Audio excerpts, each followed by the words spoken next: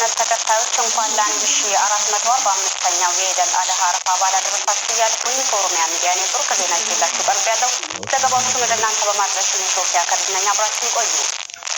ህዝበ ሙስሊሙ የኢደል አድሃ አረፋ በዓልን ሲያከብር በሃይማኖቱ አስተምሮ መሰረት የተቸገሩ ወገኖችን በማሰብና ያለውን በማካፈል መሆን እንዳለበት የኢትዮጵያ እስልምና ጉዳዮች ጠቅላይ ምክር ቤት አስታወቀ። ምክር ቤቱ መላው የእስልምና እምነት ተከታዮች እንኳን ለ1445ኛው ዓመት ሂጅራ ኢደል አድሃ አረፋ በዓል አደረሳችሁ ሲል መልእክት አስተላልፈዋል። መልካም ምኞቱን ባስተላለፈበት መግለጫ ሙስሊሙ ህብረተሰብ በዓሉን ሲያከብር በሃይማኖቱ አስተምሮ መሰረት የተቸገሩ ወገኖችን በማሰብና ያለውን በማካፈል እንዲሆን አስገንዝቧል። የምክር ቤቱ ፕሬዝዳንት ሀጂ ኢብራሂም ቱፋ በሰጡት መግለጫ ህዝበ ሙስሊሙ በዓሉን ሲያከብር በተለያዩ ምክንያቶች ከቤት ንብረታቸው ተፈናቅለው በጊዜያዊ መጠለያ የሚገኙ ወገኖችን፣ አቅመ ደካሞችንና ታዳጊ የሌላቸውን ህጻናትን በመደገፍ እንዲያከብር ጥሪ አቅርበዋል። እንዲሁም ህዝበ ሙስሊሙ ከሌሎች እምነት ተከታዮች ጋር አንድነቱንና ወንድማማችነቱን በማጠናከር መልክ በዓሉን ማሳለፍ እንዳለበት ተናግረዋል። ኢደል አድሃ አረፋ በዓል ከጾምና ጸሎት ሃይማኖታዊ ስርዓት በኋላ የሚከናወን በእስልምና ሃይማኖት ትልቅ ስፍራ የሚሰጠው መሆኑን አስታውቀዋል። በሌላ ዜና በኢትዮጵያ በ2023 ከተመዘገቡ የሰብአዊ መብት ጥሰቶች መካከል 70% የሚሆኑት በመንግስት የጸጥታ ኃይሎች የተፈጸሙ ናቸው ሲል የመንግስታቱ ድርጅት የሰብአዊ ጉዳዮች ከፍተኛ ኮሚሽን ገለጸ። የተባበሩት መንግስታት ድርጅት የሰብአዊ ጉዳዮች ከፍተኛ ኮሚሽን ቢሮ በኢትዮጵያ የሰብአዊ መብት ሁኔታን አስመልክቶ ትናንት ሪፖርት ይፋ አድርጓል። ሪፖርቱ በኢትዮጵያ በተለይ በኦሮሚያና በአማራ ክልሎች የሚፈጸሙ የሰብአዊ መብት ጥሰቶች አሳሳቢ ናቸው ብሏል። ተጨማሪ ዘገባ የተባበሩት መንግስታት ድርጅት የሰብአዊ ጉዳዮች ከፍተኛ ኮሚሽን በፕሪቶሪያ የተደረሰውን የሰላም ስምምነት ተከትሎ በትግራይ የነበረው የሰብአዊ መብት ሁኔታ የተሻሻለ ቢሆንም ኢትዮጵያ በ2023 ፈተና የተሞላባት ሁኔታ ውስጥ አልፋለች ሲል ገልጸዋል። ለዚህም ዋነኛ ምክንያቱ አብዛኞቹ የኦሮሚያና የአማራ ክልል አካባቢዎች በከፍተኛ ግጭቶችና ውጊያዎች የተሞሉ መሆናቸው ነው ብሏል።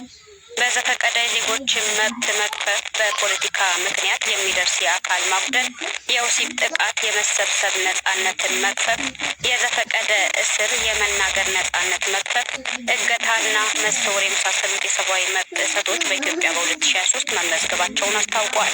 በሀገሪቱ በተደጋጋሚ ከተጣሱ ሰብአዊ መብቶች መካከል ዋና ዋናዎቹ የዘፈቀደ እስርና የንጹሐን ግድያዎች መሆናቸውን ጠቁሟል። የመንግስታቱ ድርጅት የሰብአዊ ጉዳዮች ከፍተኛ ኮሚሽን ቢሮ ይፋ ባደረገው 24 ገጽ ሪፖርቱ እንዳመላከተው በ2023 በኢትዮጵያ 594 የሰብአዊ መብት ጥሰቶች የተፈጸሙ ሁኔታዎች መመዝገባቸውን ጠቁሟል። በእነዚህ በተመዘገቡት የጥቃት ሁኔታዎች 8253 ኢትዮጵያን ተጠቂ መሆናቸውን ገልጿል። ከቀድሞ ዓመት ጋር ሲነጻጸር የ56% የሚጠጋ የሰብአዊ መብት ጥሰት ጭማሪ ታይቷል ብሏል። የጥቃቱ 70% ፈጻሚዎች የመንግስት የጸጥታ ኃይሎች ማለትም የሀገር መከላከያ ሰራዊት አባላት፣ የፌዴራልና ክልል ፖሊስ አባላትና በመንግስት የሚደገፉ የሚሊሻ ታጣቂዎች ናቸው ሲል አስታውቋል። 7103 ታጣቂዎች የእነዚህ የመንግስት የጸጥታ ኃይሎች ሰለባዎች ናቸው ሲልም ጠቁሟል። በአማራ ክልል እየተፈጸመ ያለው የሰብአዊ መብት ጥሰት እጅግ አሳሳቢ ነው ያለው ሪፖርቱ በ2023 ብቻ 740 ንጹሐን ሰዎች በክልሉ መንግስት ከፋኖ ኃይሎች ጋር እያደረገ ባለው ውጊያ መሞታቸውን ዘገባው አመላክቷል። በ2023 በኦሮሚያ ክልል የመንግስት የጸጥታ ኃይሎች ከኦሮሞ ነጻነት ሰራዊት ጋር እያካሄዱት ባለው ውጊያ የ366 ንጹሐን ሞት መመዝገቡን እና ከዚህም ውስጥ 46 የሚሆኑት ሴቶች መሆናቸውን አመላክቷል። የመንግስታቱ ድርጅት ሪፖርት በተጨማሪም የፌዴራል መንግስት የመከላከያ ኃይል የድሮን ጥቃት እየፈጸመ መሆኑን እንዳሳሰበው አመላክቷል። በ2023 በ5 ወራት ብቻ በመከላከያ ኃይል በድሮን የተፈጸሙ 18 ጥቃቶች መመዝገቡን አስታውቆ በእነዚህም ጥቃቶች 248 ሰዎች መገደላቸውን፣ 55 ሰዎች ላይ ጉዳት መድረሱን ጠቁሟል። የአስቸኳይ ጊዜ አዋጅ መታወጁን ተከትሎ በከፍተኛ ሁኔታ የዘፈቀደ እስር መፈጸሙን የመንግስታቱ ድርጅት ሪፖርት ገልጿል። በሀገሪቱ በሚገኙ 16 የማጎሪያ ማዕከላት 5000 የሚጠጉትን መመዝገቡንም ጠቁሟል። በኦሮሚያ ክልል በተለያዩ አካባቢዎች የወባ በሽታ ወረርሽኝ ተስፋፍቶ ህብረተሰቡን እየጎዳ መሆኑ ተነገረ። በምዕራብ ሸዋ ዞን በባርቆ፣ ጀልዱ፣ ጊንደበረት ወረዳዎች እንዲሁም በአምቦ ወረዳ በተለያዩ የገጠር ቀበሌዎች በሽታው ክፉኛ ህብረተሰቡን እየጎዳ መሆኑን የጤና ባለሙያዎችና ነዋሪዎች ተናግረዋል። በተጨማሪም በምዕራብ ወለጋ ዞን ሆማና ገንጂ ወረዳዎች በተለያዩ ቀበሌዎች በሽታው በተመሳሳይ መልኩ መስፋፋቱ ተነግሯል። በመንግስት ጤና ጣቢያዎችና ሆስፒታሎች የወባ በሽታ መድኃኒት አቅርቦት አለመኖሩን የገለጹት ምንጮች ያሉትን በግል ፋርማሲዎች በከፍተኛ ዋጋ እየተሰጡ በመሆኑ ህዝቡ ለማግኘት አቅም እንደሌለው ተናግረዋል። የታሪክ ምሁሩ ፕሮፌሰር ሕዝቅኤል ገቢሳ ሀገራዊ ምክክር ታማኝነት ባለው አካል በመመራትና አሳታፊ በሆነ መልኩ በ2018 የፖለቲካ ሽግግር ወቅት መደረግ እንደነበረበት ገለጹ። ፕሮፌሰሩ ከኦሮሚያ ሚዲያ ኔትወርክ ጋር ባደረጉት ቃለ ምልልስ ሀገራዊ ምክክሩ መደረግ በነበረበት ወቅት ካልተደረገና ገለልተኛ ካልሆነ ሊሳካ አይችልም በማለት ተናግረዋል። የአሁኑ መንግስት የሚመራው ምክክር ሁሉንም ባለድርሻ አካላት ያላሳተፈ መሆኑንና ጦርነት በሀገሪቱ ውስጥ እያለ ነው እየተካሄደ ያለው ብሏል። ፕሮፌሰር ሕዝቅኤል ገቢሳ በመቀጠልም ብሔራዊ ውይይቱ በዓለም አቀፍ ደረጃ የፈረሰች ሀገርን መልሶ የመገንባት ሚና አለው ያሉ ሲሆን ነገር ግን የውይይቱ ጊዜና መንገድ ለሀገሪቱ መልሶ ግንባታ ወሳኝ መሆኑን ገልጸዋል።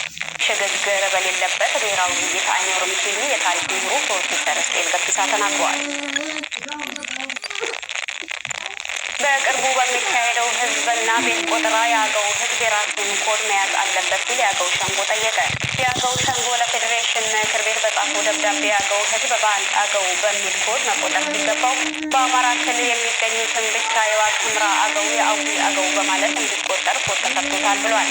በዚህም ይህ መንግስታዊ ስህተት በትግራይ፣ በቤኒሻንጉል ጉሙዝ፣ በኦሮሚያ፣ በመላ ሀገሪቱ የሚኖሩ አገዎች በአገውነታቸው እንዳይቆጠሩ ወይም በሌላ ማንነት እንዲቆጠሩ ተደርጓል ሲል የአገው ሸንጎ ደብዳቤ ገልጸዋል።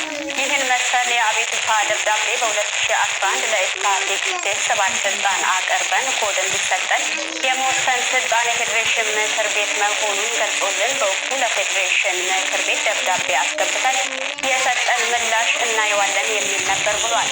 እንደ ማንኛውም ብሔሮች ብሔረሰቦችና ህዝቦች አገው የሚል አንድ ኮድ ብቻ ተሰጥቶት እንዲቆጠር የፌዴሬሽን ምክር ቤት ተገቢውን ውሳኔ እንዲሰጥ